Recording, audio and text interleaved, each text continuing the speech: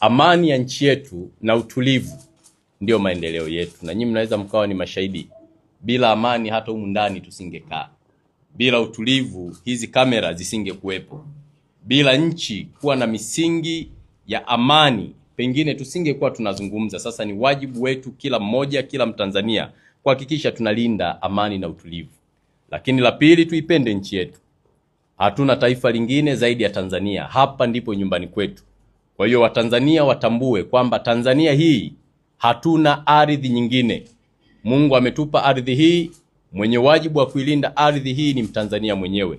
Hakuna mgeni ataipenda nchi yetu au mwanaharakati ataipenda Tanzania tofauti na sisi Watanzania wenyewe. Hivyo kama chama tunaomba Watanzania na makundi yote tushikamane kuhakikisha upendo kwa taifa letu inakuwa ni kipaumbele chetu cha kwanza. Lakini katika majukwaa ya siasa ambayo yanahamasisha maandamano na vurugu, hasa kupitia Chama cha Demokrasia na Maendeleo, mimi niseme maandamano huwa hayana faida. Maandamano mengi yamekuwa na hasara nyingi, yameleta vurugu nyingi ambazo wahanga ni watu wa kawaida. Huwezi kuona mtoto wa mwanasiasa yoyote au ndugu yake yoyote anapata shida katika vurugu za maandamano. Wanaopata shida ni watu wa kawaida na wengine ambao hawahusiki hata na mambo ya siasa. Sasa nitoe rai kwa wanasiasa, tuhubiri upendo, umoja, haki na mshikamano. Tusihubiri uvunjifu wa amani, kwa sababu amani inapotoweka vurugu ni kubwa. Kwa hiyo maandamano yenye viashiria vya uvunjifu wa amani tuyakatae, kama haya ambayo wenzetu wa Chadema wanataka kuyafanya.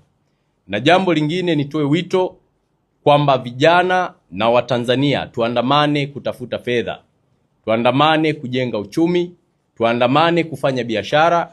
Kama ni bodaboda, andamana kuendesha bodaboda. Kama ni mkulima, andamana kulima.